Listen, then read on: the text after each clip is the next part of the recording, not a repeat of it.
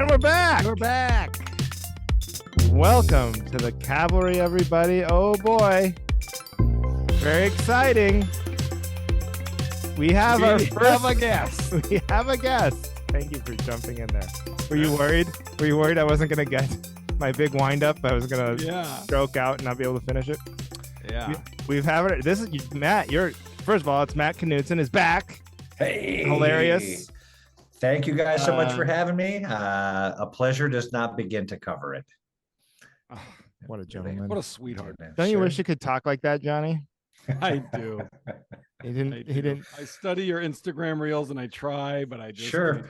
Well, just so you know, guys, all the words are available to anyone. Everything I've said at any time is. You would think so. It's in the public domain, Andrew. But they just come out of you so smoothly, so naturally. You know, not like Johnny and I. Sure. Well, hey, thanks, buddy. We are professional broadcasters, though. And you've been striking up a storm out there. I see you, Matt, is a union man, and I see your posts all the time. How's it been on the front lines for this Hollywood actor strike? You know, thank you for saying that. And I have to say, what I had shared with people before is like, I don't really, even from the very beginning, I went out day one with the writers. I was at Paramount, and I was just like, yo, that's the business model that they're trying to foist on us is just not equitable, and it's not sustainable if anyone just wants to do the entertainment industry. So it's been going good. I think I was very heartened by seeing the writers get a deal, but I didn't know, you know, especially for months, like what the result was going to be. At the end of the day, all I can say is I was there. You know, when they say, you know, you've heard the term stand up and be counted. I was there with my hand up and, letting my voice be heard. And it's funny. I actually saw Greg Fitzsimmons today, and he's like, hey, you think doing all that striking has helped your career? And I was like, well, I don't think it hurt anything, you know, because you're out there and then suddenly you're like, hey, Pedro Pascal. Hey, buddy. Right. You're walking the line at Warner Brothers. And just yesterday, and I didn't even know, it was just a coincidence. I went to Amazon and was picketing, and they also had the Teamsters 399, which represents all the casting directors. So there was like 12 of the biggest casting directors in Hollywood walking the line. And this incredible woman, Debbie Romano, and her partner, Brett Benner, who I've known for a while, they cast me in Shrinking. And so I walked up to her right away, and she's like, Matt Knudsen. And she's like, there's like 10 people standing on the sidewalk. She's like, you guys all know Matt, right? Wonderful guy. You're like, wow, look at you. Thanks, Debbie. You know, look at you. It was all coming from the place of service and support.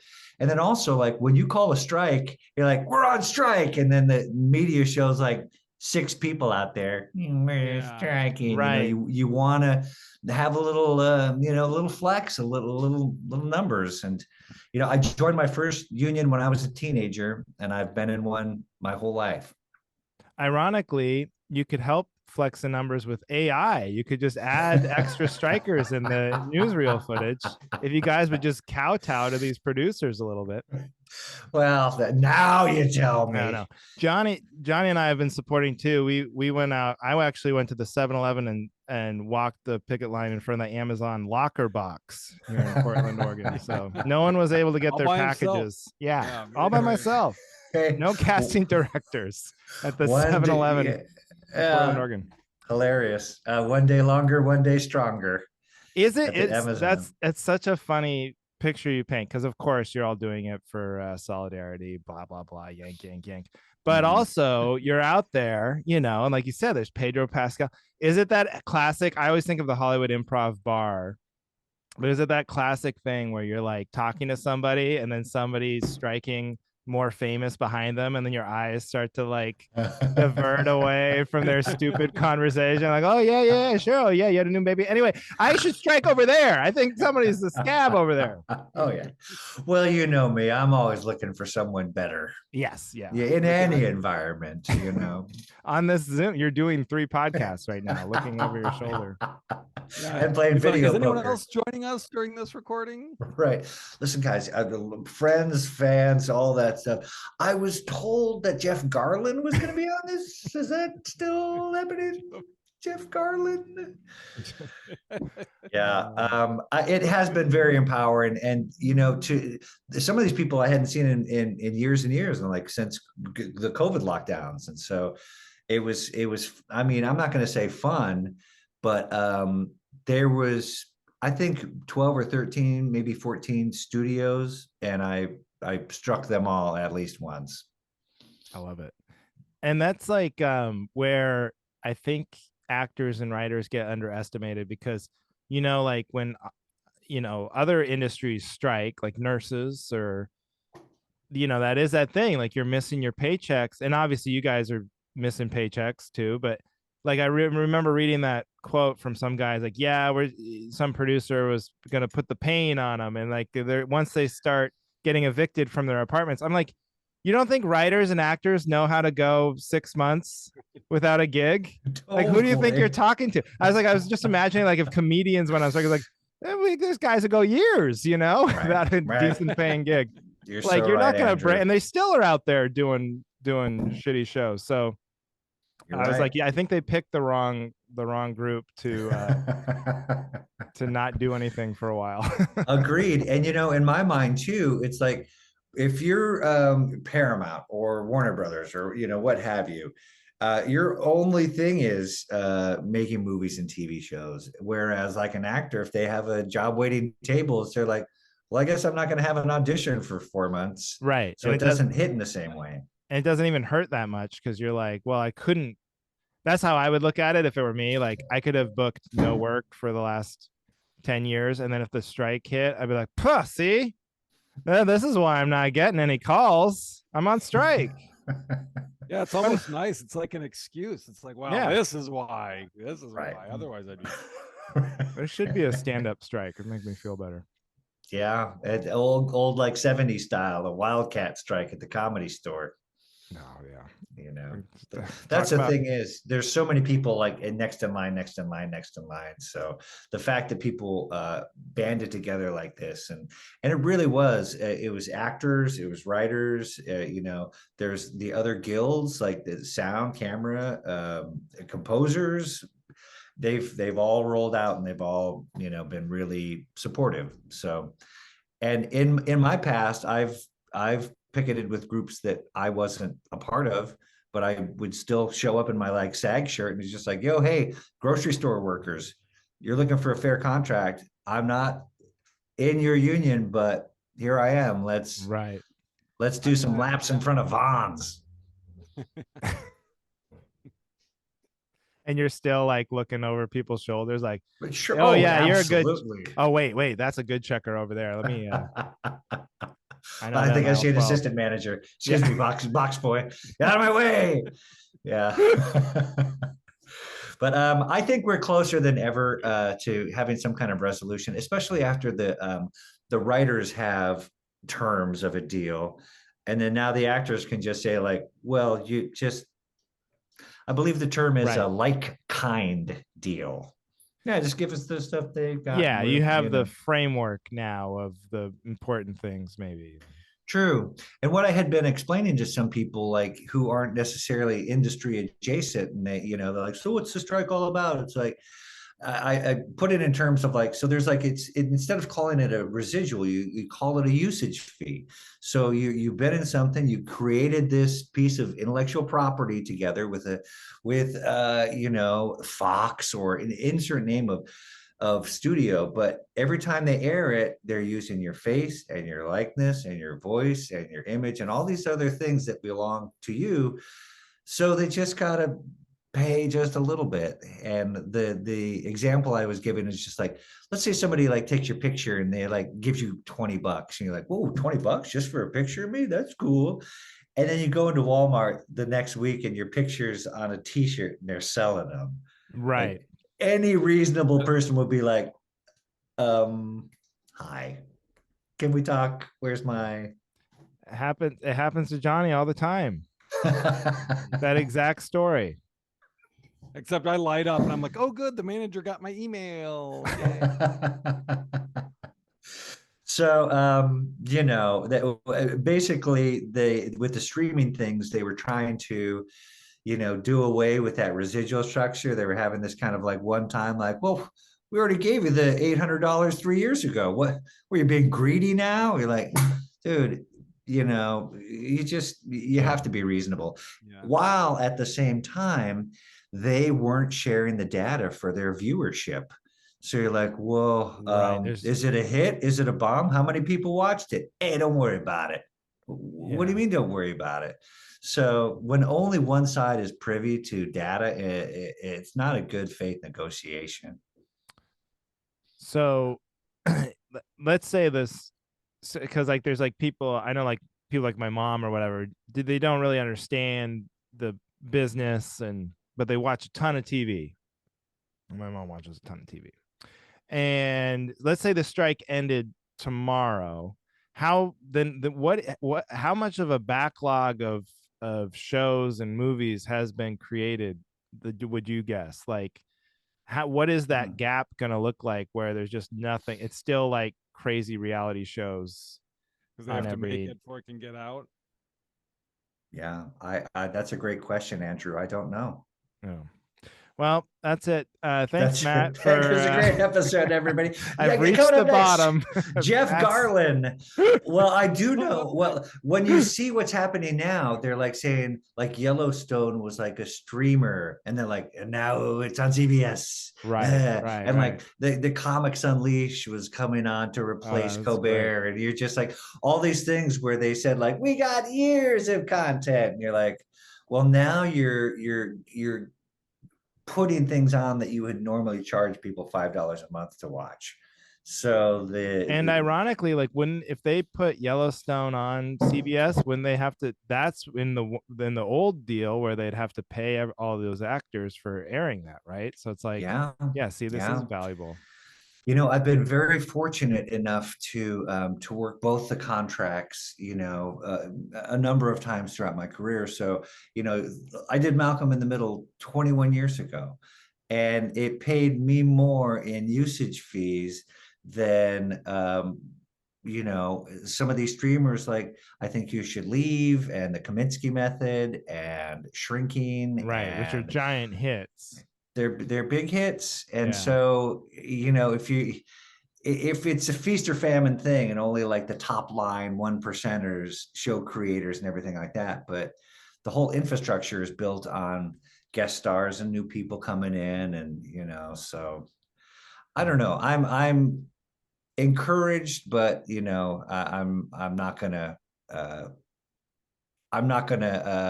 hold my breath until the ink is dry. Smart. Thanks.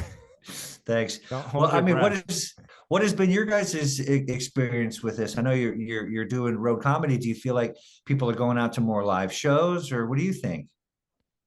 No, I don't know. I don't know. Johnny? What do you think? You know what? I didn't even put the two connect the two, but yeah, I would say no. Stand up. I mean, it's so funny. Like, I don't know if I was not around for the like two or three original stand-up booms. I don't think any of us really were, but like even in these quote boom times that they say they now seem to happen independent of like the shows, like the everyday shows, like comedy show doesn't seem to get buoyed. Like I remember reading about the whatever they were calling the last comedy boom, and it was just about these top touring acts and how much they were pulling down in theater tours. And I was like, well, that's not, I don't think that's there's no trickle down from that. There's one opener on those shows. I don't know, so I don't know if people are coming out to live shows more. Not necessarily that I've noticed, but maybe they will. Like maybe eventually they'll run out of things to watch. But that's the other the other thing about like the streaming thing. There's already like a backlog of shows that you just have time to get, because we were in this like golden age of television or whatever. So there were so many things that you missed that maybe now people have time to go back and catch. I have noticed there's been people kind of reaching out to me, and I can tell it's because they've seen things that, I got a message from someone like last week. They're like, I didn't know you were in Big Love. My boyfriend and I are just watching it now. And just like, yeah, I didn't even want to be. They forced me because I look like this. Yeah. But there is something about people going back and like deeper dives. Like my wife and I have been watching that show Justified. That was like a FX, and it ran for a number of years. And I believe it's Hulu or Amazon. It's one of those things. But like, we're playing it. I think Timothy Oliphant's a great actor, and the stories are engaging and well written. And you're like, play another one when it ends. Like, yeah, I'll do one more. Yeah. So, but if there was a new movie or a new project, I don't know if I would be going that deep into the archive, so to speak. Yeah. Right. So like as someone who's on strike, what are the rules about like going to the movies to see, like, are you not supposed to go enjoy like Oppenheimer or something? Oh yeah, no, we still go to the movies, but I think they're frowning on any kind of people who are in the movies promoting them, and definitely not acting or reading for new parts. Okay. But you can still go to the movies and stuff like that. But I hadn't heard anything like that. But we saw Barbie. We thought it was great. Oh. Johnny, did you see Barbie? I did not, but my wife saw it twice. She loved it so much. So that counts. You can take one. Would you say, Matt? Would you say it's it's appropriate for kids? Like, yeah, I think kids could get. Yeah, I mean, there was, if memory serves, there wasn't anything too, risque or blue or, but it was one of those like both halves of the parents and the kids could, something for everybody. Yeah, she saw it with her girlfriends and loved it. Was like all pumped up and jazzed about it, and then she was like, "I got to take the kids to that." So then she took the kids. So cool. Well, I know there was a very powerful. Right. So you're asking now if it's appropriate? Yes. Good job, dude. In retrospect, was that the right move? Yeah. Matt, should I scold my wife or no? Johnny's a real armchair quarterback father. Hey, what do you guys think about public schools? My daughter graduated a few years ago, and I don't know if it was the right move. She's really dumb. She didn't learn that, but every day, like perfect attendance. Well, she doesn't know anything at all. I'm worried about her. I kept thinking like she's not learning anything here, but I didn't want to say anything. Right. I don't like making waves. Yeah, sure. I don't like to cast aspersions on our public institutions. Totally. Yeah. But yeah, I think you can go see movies. You can go do anything, and when I kind of saw the tea leaves early, because even before there was an official strike, things really started to slow down. Like they stopped making things, so that when there was a strike vote called for, the networks and studios would be like, well, they have to work because they're broke, so they won't authorize a strike because they need the gigs. Right. So it's, for me, the strike started in January, because I remember thinking like after Christmas it came back, and then they said, oh, the contract's on the horizon, and then I was talking to my agent. He's like, the breakdowns are a ghost town. I was like, and that's when I really got in the chair and started writing my book and scheduled a stand-up tour, because I wasn't waiting for the phone to ring, because the phone wasn't ringing at all. So right. Proactive, smart guy. Thanks, Johnny. So will you tell us about the book? Tell us about the book. The book is called Have I Seen You in Anything? True Hollywood Stories from a Guy That Seems Familiar. So it's just my life of, I've literally been in Los Angeles for half my life. And it's, I don't know if you guys ever saw 20 Feet from Stardom about backup singers, but it's my life as like a character actor and a comedian. And so you're around these people, but you're like not number one on the call sheet. You're like number 6 on the call sheet, but you still work with them and they're in your environment. So the elevator pitch I had been telling with people is like, I've met President Obama in the White House. I met Hugh Hefner in the Playboy Mansion, and William Shatner asked me to call him Bill. So I took all like my Casey Kasem-esque top 40 stories and just put them into one collection. But instead of like a dishy tell-all that like airs dirty laundry, all of the stories are positive and uplifting about these people. So you can say like, hey, you know what? You've heard Dick Van Dyke's great. He's great. Here's this is what, when we were hanging out, he was this. Matt, so I love you, but that was a big mistake. You've overestimated the public's appetite for good. No, that's great. I mean, Probably. That is good for you. Thanks, dude. Yeah, and there's an element wherein you do have the negative things about other people that you could say like, then this person, that, but like the stories that I like to hear are like, hey, you know what? I worked with Alicia Silverstone. She was the nicest person in the world. You're like, yeah, that's what I like to hear. I don't want to hear like this clown or this bitch, or you just like, dude, I really deeply believe that we've swung so hard in the negative that it's going to pendulum back, and people want a little levity. People want community. People want laughs. People want hope. So my goal for the book is like, if you already like someone, I hope you like them even more after you hear about Laurel Kopic, aka Jan from Toyota. She's the best person, the best person. And it's just kind of the anecdotes of working with them, or just kind of being in their hemisphere.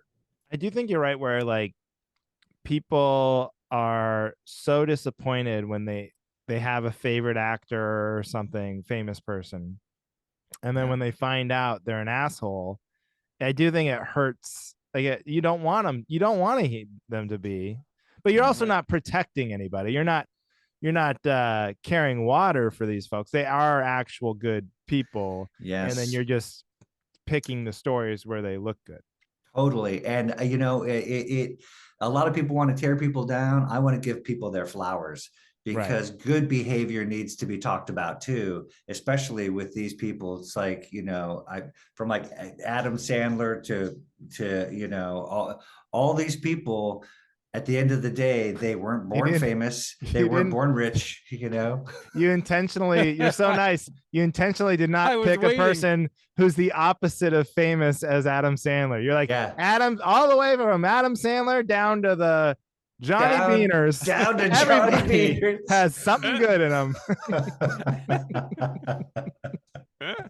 My wife Heidi is very sensitive to that, because when people do a Academy Awards speech, so I was like, this was the greatest production, everybody was the greatest, all the way from the director way on down, all the way down to the caterers, or they'll always like say somebody and like put their job as that all the way down. Can you imagine bringing sandwiches and still being nice? Yeah, even those people were great. Yeah, I was just part of the tour I came back from was I was up in Canada. I was just like, yeah, the Canadians have a reputation for being so nice. And just like, who are the people who aren't being nice? Like the guy like, I just went to Italy. Everyone was jerks. France were jerks. Americans, they're jerks. He's just like, sir, are you a jerk? Right. Because there seems to be a common denominator in all your stories of conflict. Instead of traveling so much, just stay home and do some work on yourself. Man, words to live by. Words to live by. So it made it a lot easier to write the book, because everything I say in the book, I really mean, and I'm not trying to kiss ass or blow smoke. this is how I feel, and this is exactly what happened. So, And the title is great. The title, it's like, do you get, that's like the reference? Do you get that question all the time? Like when they find out you're an actor, or what have I seen you in, right? number one every Yeah. time, you know. Which is great, which is such a fun way to justify your existence as an actor. Prove it to me right now.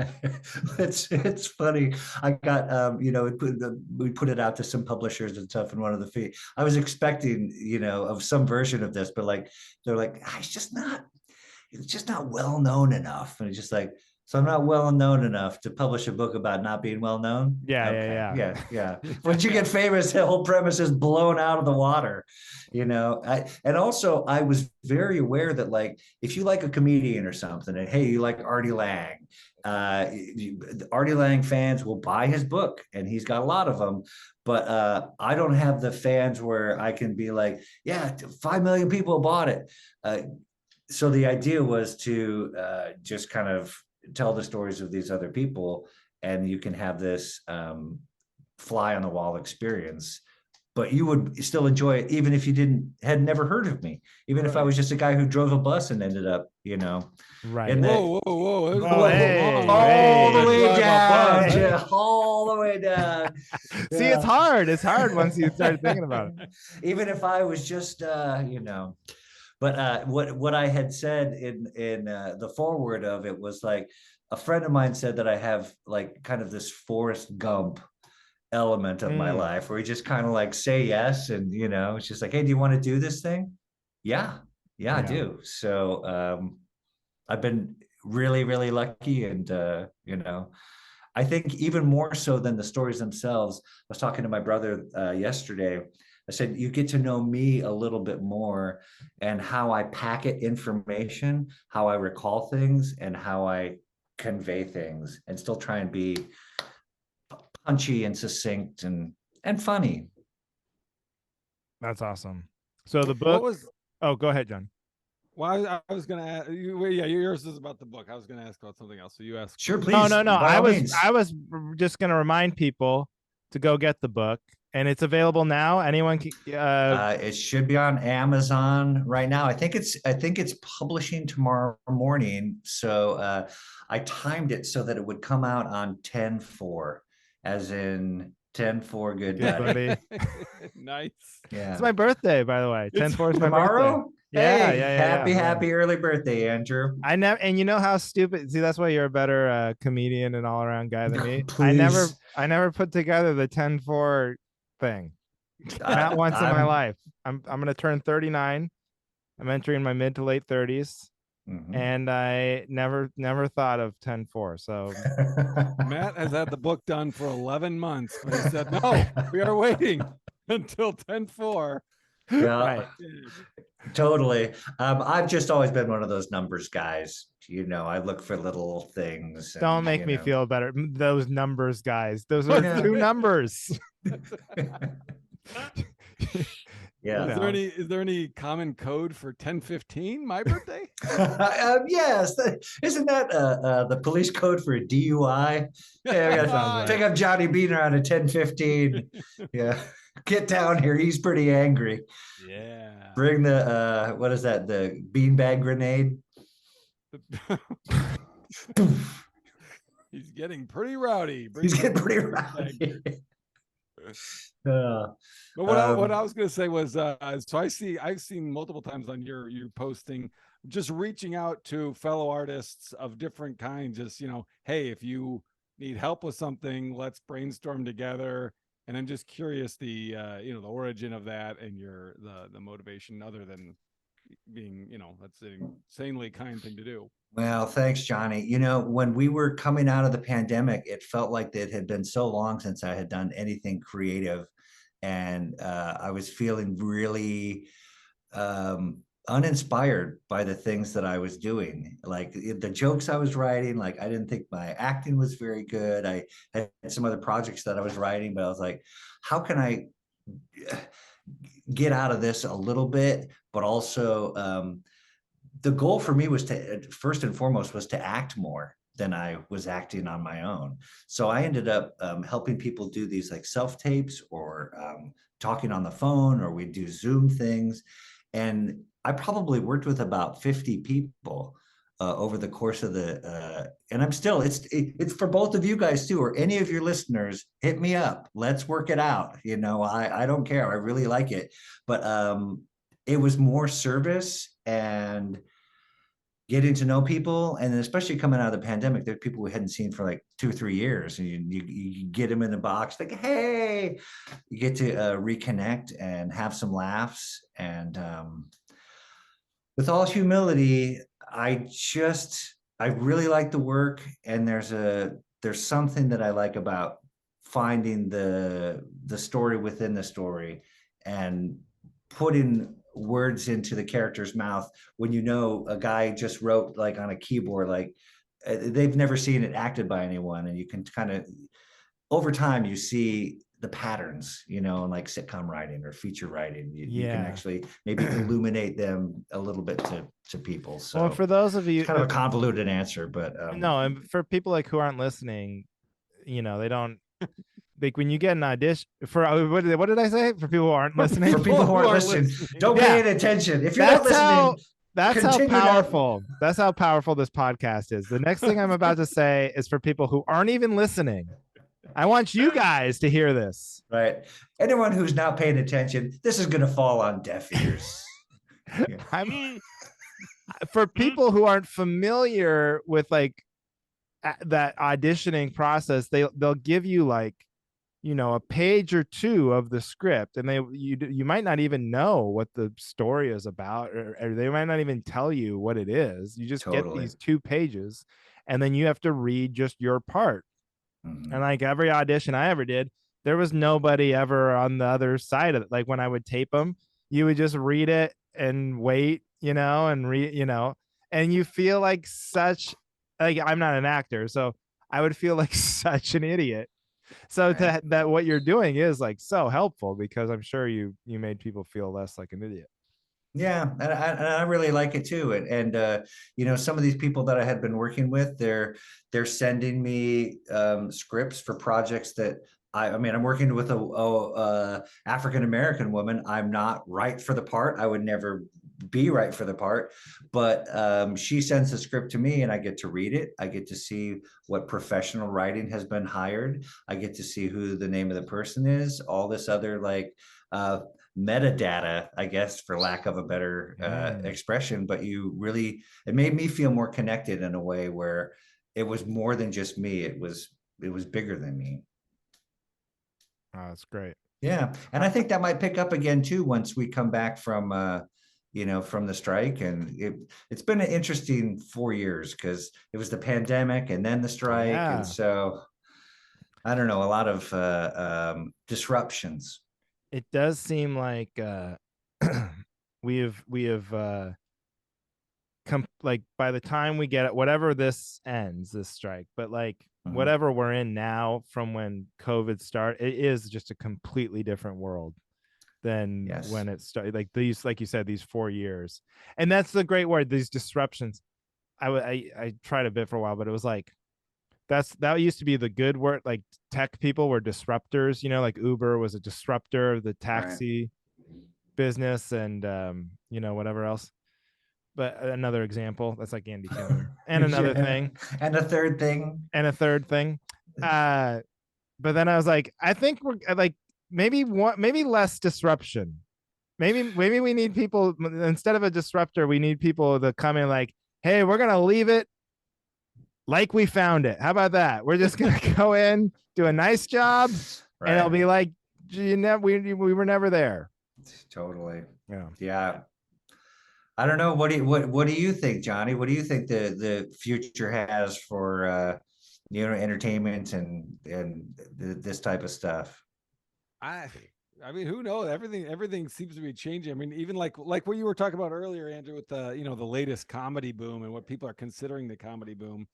I mean, yeah, a lot of that doesn't affect. It's like, oh, it's a more awareness of stand-up comedy because people are watching people streaming and or, you know, watching people's reels, and It's like, that's why when you asked about, oh, are you noticing more butts in the seats at the clubs? I was like, well, I guess logically you would think so, but Right. since we are in this kind of, some people saying golden age, I mean, of comedy, the last few years, the internet, but yeah, I don't know as far as the future. Yeah, for me, I guess the silver lining for the pandemic was people stopped going into offices to audition for parts, and that Yeah. was one of the things that that kind of tethered me to town more than just kind of gallivanting across the country. Because, like they say, if you want to book a job, book an airline ticket. You're like, Right. I'm gonna go to this club, and then you're like, you got a thing, and you're like, ah. But now I don't even think about staying in town for jobs. It's just like, yeah, when I get to Salt Lake City, I'll tape it on my computer and I'll send it in. And you're not going to get the job anyway. You know what I mean? So why stick around? That was my motto. Yeah, just a numbers game. Even if you book 5% of the jobs that you go out for, you go out for 100 auditions and you get 5 gigs. That's a great year, but that's 95 no's. Right. So to have your whole life like, I can't miss anything, you're like, and then I think also we're not 23. Where I just anything, I gotta get in there. I don't know why I became Gil from The Simpsons, but I just gotta get in there and get my name into town. I gotta do things. Get it together, Gil. It definitely changed my perspective for the better. And I've done more stand-up on the road since we came back from the pandemic than I have in 5 years. Johnny, so like one of the big things I mentioned it before, the AI thing is, so could you, because comedy has no union, as we also mentioned before, right? AI comedian, it's coming, right? Like for sure someone's gonna try it, and just like a little hologram thing, and that they got holograms already. They like got a live AI comedy show. Just a live AI comedy show. It can't be that far away. I think it would be. I think it's far away. You really? I mean, how have you seen some? I mean, it's already smarter than probably 60% of road acts. Yeah, but why would anyone? Yeah, that's the question. Put it to get the butt in the seat. Like anything that AI could do, it could do without getting people to go to a place. Right. Well, one of the things that, at least in this state of AI, is they have a lot of great visuals and they can do a lot of computer stuff, but like when they're saying like a computer is going to write a feature film, it's like, well, they're not like sitting and thinking and like, all right, so this is a story about, they're just trawling the entire internet and pulling it into one net, and it's stuff that people already created. So you can't say it's creating. It's like AI is Google. You type in like dry cleaners, it's going to come up in 0.5 seconds. Which is why I think it'd be a perfect stand-up comedian. Just regurgitating stuff they've already heard on the internet. Yeah, that's again, like 60%. Yeah, they're just gonna steal, and cobble together. No, I don't want to see it. I just think it's like inevitable, and I'm curious who's gonna try it first. But I think your other answer is correct, Johnny. Too, is like, why? That's the question. It's like, why would anyone? Because it's interesting to see a person fail, or it's an interesting thing to see a person succeed. Either way, it can be uncomfortable to see them fail, but it's still like the risk of the failure is part of the fascination of stand-up, I think. And with a machine, there's no risk of failure because it doesn't care if it bombs. It's not gonna, unless they get really good at it and they could have feelings and it could get an addiction. And then like careen off and then totally say the N-word on stage and get like canceled, and that would be getting canceled. Yeah. So there was John Cryer, who was Ducky and Pretty in Pink, and 2.5 Men. He gave this speech at a rally, and he's like, AI has never been in love. AI's never had their heart broken.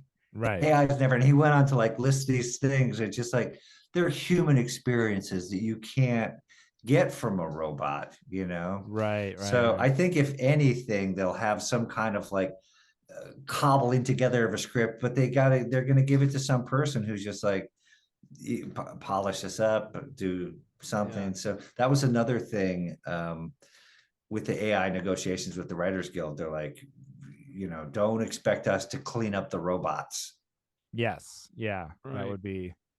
That would be an ego bruise. Totally. Yeah, totally.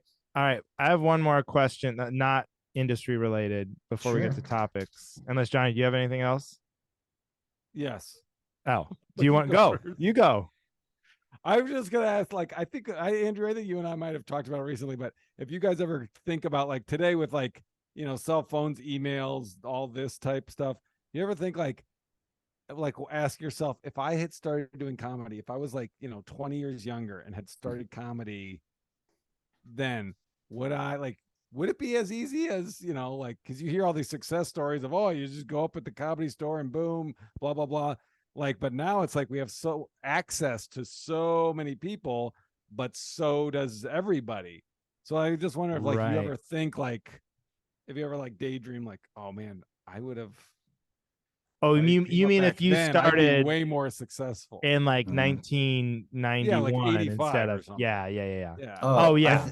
I've yeah, said that for years. That you yeah. would be way more successful if you'd started when you have to I get mean, maps and get on the phone and call the club and be like, I'll send you a VHS tape. one, because there was no competition back then relative to now. There was like, you're fighting between 8 in each region of the country, and Yeah. then even then 6 of them aren't good, and Yeah. they're so But would you be good? I mean, but I mean, honestly, I it's don't not like you're know. I saying, don't know. I think I would be, but who knows, And then, but I don't think it would matter. You'd still make like $350,000 a year just doing, comedy clubs all over the country, booked every week, no problem. And then also what you described too, I always thought about this was like it would weed out more people. It's so easy to send an email. It's so easy to ignore an email. But if you have to like mail a press packet with a VHS and that whole thing, a tape, there's like 9 out of 10 comics just aren't going to do it. They would yeah, just rather not do it. And so I always thought like, well, I would have always wanted to do it yeah, bad enough. But now, I mean, you mail someone a package, you'd look like they're not going to open it. They're going to be like, it's a yeah. bomb or something. You're going to creep them out. So Yeah, I'd long thought that I would do really well in the era where you didn't have to be very good. Yeah.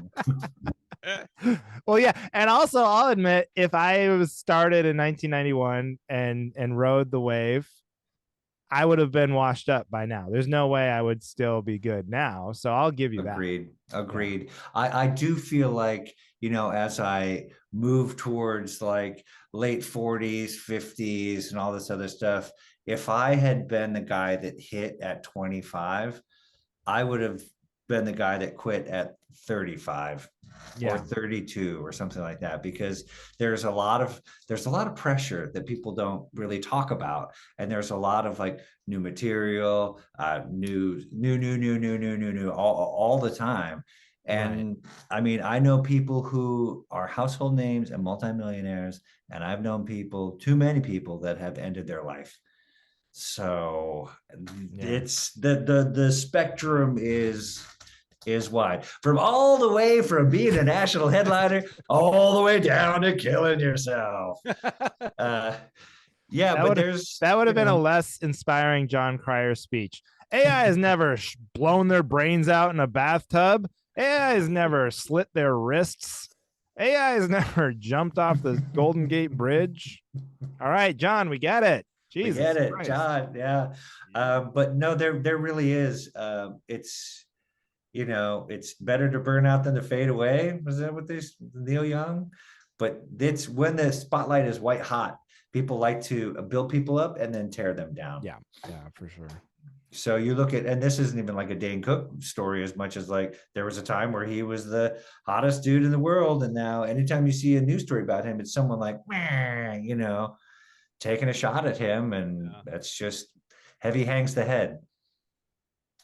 Yeah. Okay. Wait. Now, Johnny, can I ask my non-industry related question? Now. Yes. I think I brought this up with you, John. I can't remember if this was on the podcast or not, but I have a friend. Both of you guys have something in common. You both run marathons, Matt and Johnny. Cool, and man. That's great. My friend Jason, he's not a comedian, but he's like my childhood friend, and he's my best friend. But he is scheduled to run the Chicago Marathon, I think, in a week, Cool. next week, maybe. I talked to him probably a week and a half ago, 2 weeks ago. He had done zero training, none, nada. He has run a marathon before in his life, but that was years ago. Right. So he at least knows how hard it is. He's physically done it before. But what I wanted to ask is like, you've done it like 25 times? I mean, Johnny, that's incredible. No, you, Matt. Me? No. I ran. Right? I ran the Los Angeles Marathon 10 years in a row. 10 years in a row. Okay, 10 times. That's still incredible. Thanks. I mean, not as good as 25, but sure, it's not Johnny's 25. I mean, that's a typo. It's actually 2. It's 2.5. 2.5. Yeah. I quit in the middle of the third one. When you told me the story, Andrew, you did not mention that he had done one previously. Oh, I didn't? Okay, yeah. So that's fair to add. So he's not like so delusional, Mhm. but he knows. But I'm just like, what is going to happen to him? Right. What do you think's going to happen to him? I think he'll be fine. You know, to be honest. Really? So here was my experience, and here's why I did 10 marathons. If we haven't talked about just way this, too positive. Yeah, it'll be fine. Why would anyone train if you're no? He'll be fine. The first time I did it, I didn't train at all either. I just went and bought a pair of shoes, and I signed up because I was 39 years old, and I was like, well, if I'm going to do a marathon before 40, I better, giddy up. You are a numbers guy. I am a numbers guy. And the date was 3/17/13. It was St. Patrick's Day, 2013. And I was just like, this is a sign, y'all. 3/17/13. Yeah. A numerical palindrome. So I bought a pair of shoes. But that just as easily could have been a sign to go win a hot dog eating contest or That's something. True. It doesn't. That was more interpreted it. Johnny reads those tea leaves differently. Totally. So I did the first one, and I actually did it. It was the best time that I ever did in the first one with no training at all. Wow. The second one, that is when I got at mile 25.5. I was 10 blocks from the finish line, and I had a heat stroke, and I blacked out, and I woke up in the back of an ambulance. And I was like, oh my God. So the bit became, and this is true, I thought I was being kidnapped. I was like terrified. So I tried to like fight the paramedics, and it was fight or flight. And I was trying to save my own life. So after doing the second one, I went back like a couple of days later to where I dropped and ran the last 10 blocks. So I'm like, okay, at least I count that. But I had to do it the next year, but I was just like, you know what? I'm not going to push myself anymore, because I wanted to do it in under 5 hours. If I didn't push myself like that, I could have done the 5 hours, but instead I went down. So the final from 3 through 10, I jogged. If I got tired, I walked. I would stop and eat orange slices. It became a thing where people could track me on my bib and see where I was. So if they lived along the route, or they would come and stop and visit, I'd talk with them for a few minutes, take some pictures. More networking. Just it's all networking with you. Always handing those scripts out. Sure. Looking for someone more important marathoner behind them. Shut up. Yeah, like, get out of here. So it became more of an event, and more of more so than like, okay, I gotta do 8-minute miles. You're just like, no, I want to finish. I want to get the medal. I want to have a good time. And then I also ran for the kids of St. Jude Children's Hospital. So it was a fundraiser thing in conjunction with all that stuff. well, how did the training play out in each of them? So You I didn't train usually, for the first one, right? I didn't train for the first one. But I you're like a really, runner, though. I mean, you run a few miles at the gym or something, right? Like, I do run I just got hip surgery uh, towards the end of last year. It was a genetic thing. It had nothing to do with marathons. So that's why I wanted to do the 10th one before I quit. But right. I had run like, twice a week, 3 times a week, somewhere between 3 and 5 miles. Okay. For me, the most important part about running is for it not to feel weird or unfamiliar. Even if you lace them up and you run like 2 or 3, you get in real trouble when you're like, oh, boy, I haven't run in a long time. But Yeah. if it Yeah. just feels like part of your thing, it doesn't matter the distance. It just matters the way your body So if my feels. buddy, if even if like the week before, like right now, if he just went out and ran like 3 or 4 miles, it might help him. Okay, I'm gonna, He'll because be he fine. kind of was having this nihilistic attitude when I talked to him, where he's like, "Well, I've already blown the training program, so why even go?" You know, but he's I gonna don't do know. it, I guess. Johnny, what was your experience? Were you train a lot or how's it been? You did train. I did train for both. I trained really like intensely for the first one and did a lot better. But I never put any like pressure on time, just because I'm like, if I finish it, that's the goal. And the second Totally. one, I trained not. I did the Hal Higdon thing, but I would miss a lot of the big ones just for scheduling, and it was still, I finished, but the second marathon was a lot harder for me. But I my guess is like without training, yes, he'll be fine, but I think he'll be a lot more uncomfortable the following day, and then he'll be fine. Yeah. Well, Agreed. Yeah. You just hop in a hot bath for, a couple hours and just make yourself a foam Santa beard. You'll be okay. Let's run all talk. sounds We're legit trying to medical. shop here. All right. Well, we should get to topics. Now, Matt, Yes, you Andrew. have something you need backup on in your life. Well, you know what? I'm co-signing on discount tickets to events. The Gold Star, the Groupon, going to things that you normally wouldn't do just because they're $16. Wait, so you're saying you're into that? Yeah, I'm into pushing your comfort zone and going to something that is not part of your normal life. I'm on these email lists, and it's just yeah, I do want to go see Les Mis, So I just went last month, and it was great. But if I didn't get the email from I think it was Gold Star or something like that. So I don't know if that's a take I need to defend or need a backup but I think you can enjoy the small things. And I really feel a connection with all the artists in these things. Even if you go to Pageant of the Masters or something, and there's people posing as live art, you're like, as an entertainer myself, I feel you.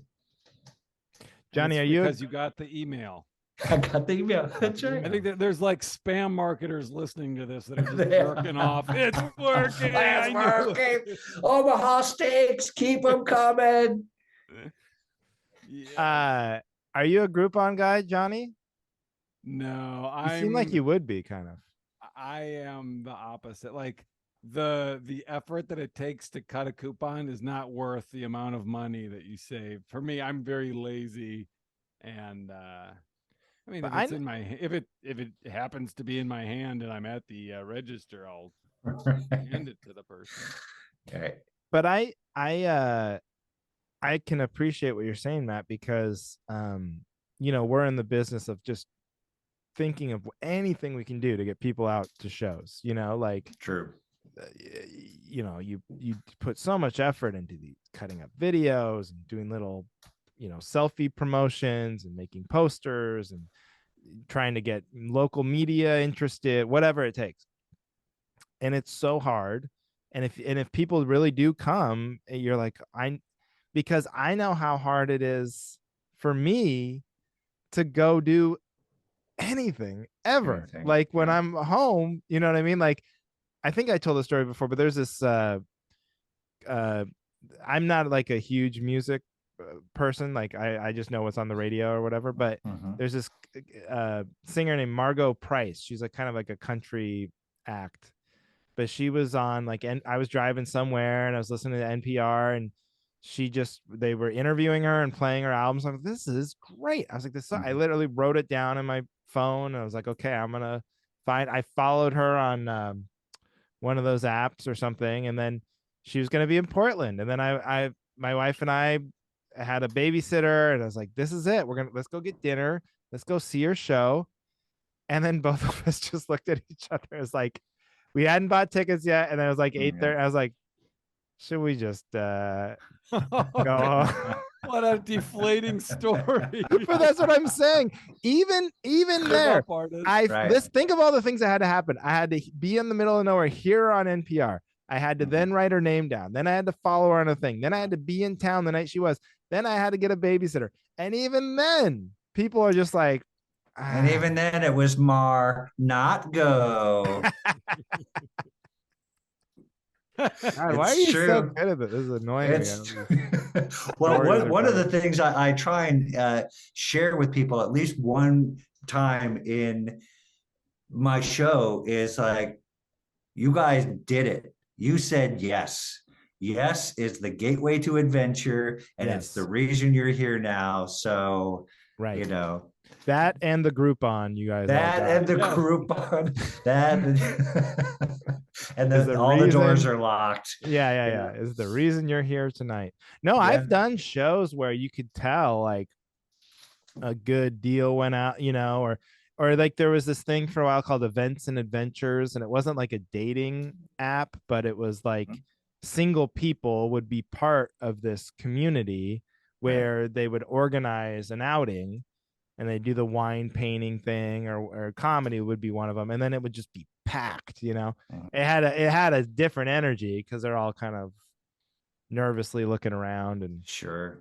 But it is a good way to get people out to stuff. So true. Yeah, I'll never forget it. I did it. This is a bit on one of my albums. I did a show, but like the venue was double booked. So the neither event canceled. They happened simultaneously, and they completely ruined each other because it was a stand-up show and it was speed dating.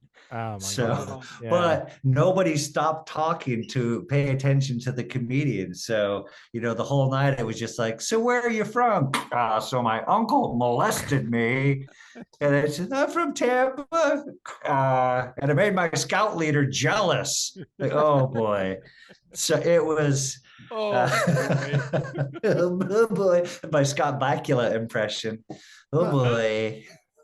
I see why whoever this guy was had to resort to speed dating when he comes up with that story on the first date. Oh, he's told it like 16 times too. Right. Like, why do you keep leading off with that molestation thing? Oh no, that was the comedian on stage. Sorry. I had him backwards. No, you have to invert. The where you from is the speed date. You don't open with. I had the comedian going, where are you from? You know, because everybody does crowd work now. That's a very comedian question to ask, though. You know, I think that's on Matt. That's on Matt. I thought the same thing.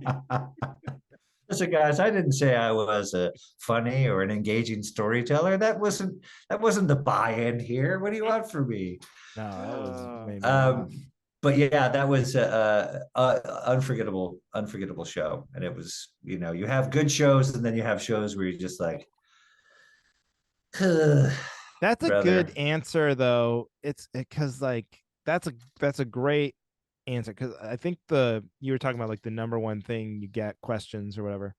Yeah, I would say when you do any sort of interview as a comedian, maybe it's not number one, but it's number two. It's like, what's the worst show you've ever done, or what's the weirdest show?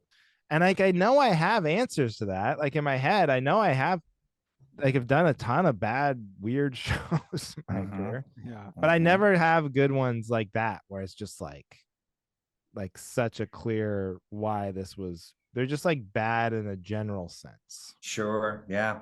That's one of the stories in the book. It's the chapter is Louis Anderson.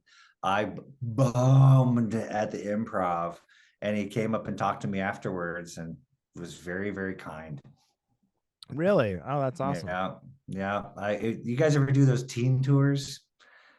Are they like the I shows are know. specifically for like 15 to 18-year-olds who are visiting Los Angeles from out of town, and they're Yeah. just the unifying theme for all those teen tour shows is that every comic bombs.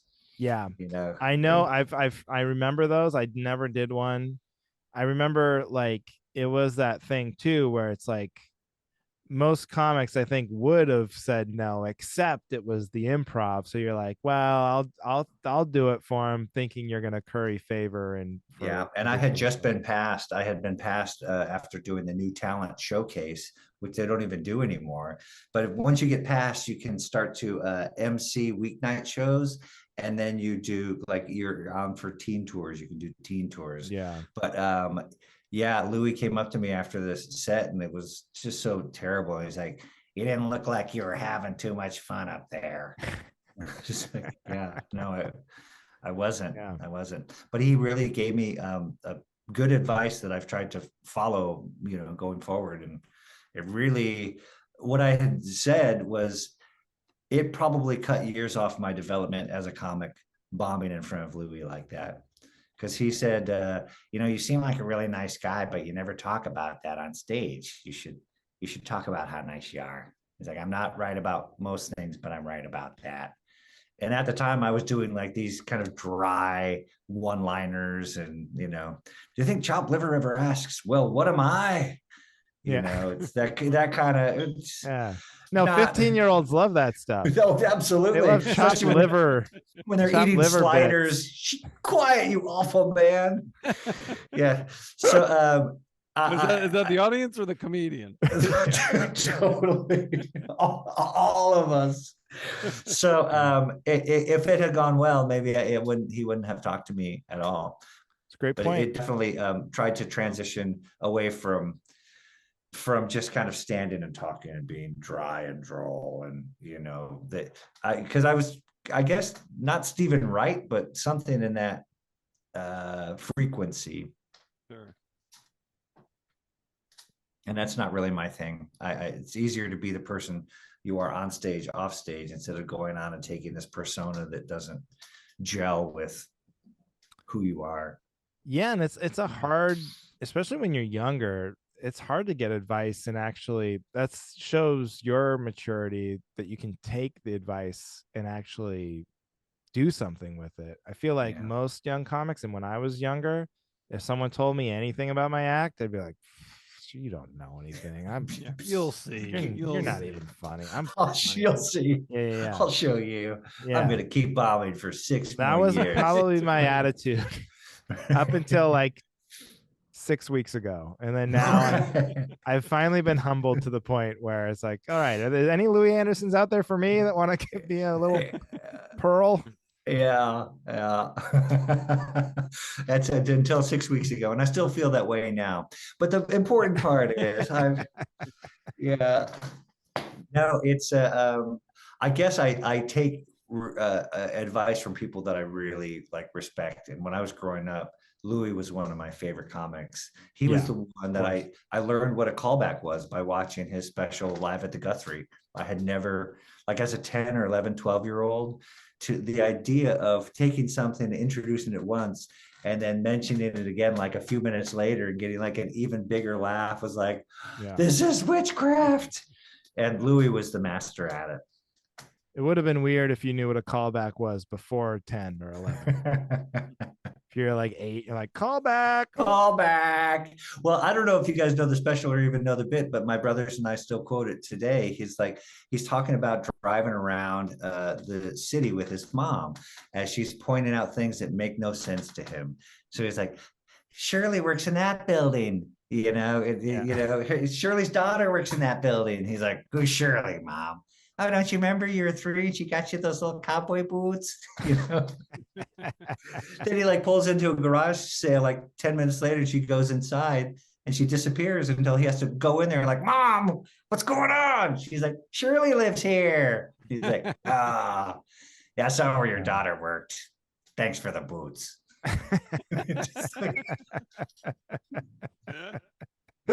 It's classic, so you know?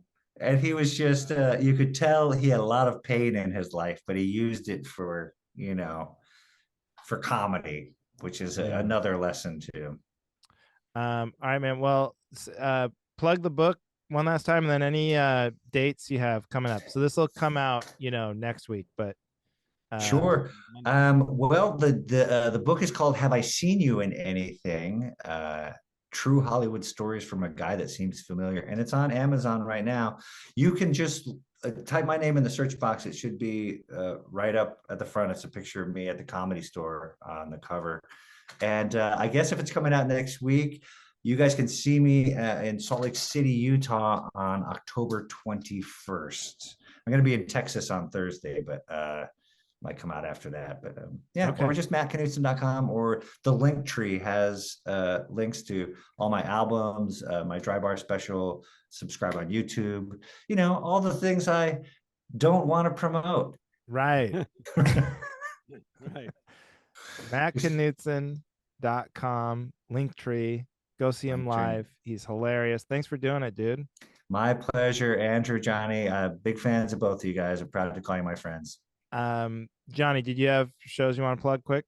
Just October 19 through 21 at the Comedy Castle in Royal Oak, Michigan. All right. And I will be in Eugene, Oregon, October 14th at World Pies. So you can get tickets to that show right now. And thank you for listening to The Cavalry. The Cavalry.